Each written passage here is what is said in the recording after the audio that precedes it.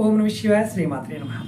ఈ షార్ట్ వీడియోలో కావాల్సినంత ధనం, అలాగే పంచభూతాల నుండి శక్తి, మనం ఏది కోరుకుంటే అది అవ్వడానికి 7 రోజులు చేయవలసిన తేలికైన పరిహారం చెప్తాను. మీరు ఎంత కోరుకుంటే అంత ధనం మీకు వచ్చి తీరుతుంది. మీరు మొదటి రోజున చీమలకి వరిపిండి పంచదారని ఆహారంగా పెట్టాలి. రెండో రోజున మీరు పావురాలకి ఆహారం పెట్టాలి.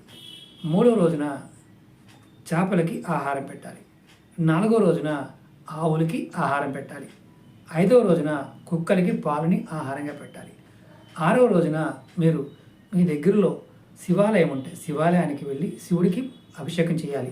ఏడవ రోజున మీ తల్లిదండ్రులు పాదాలు కడిగి ఆ నీటిని బొట్టుగా పెట్టుకోవాలి.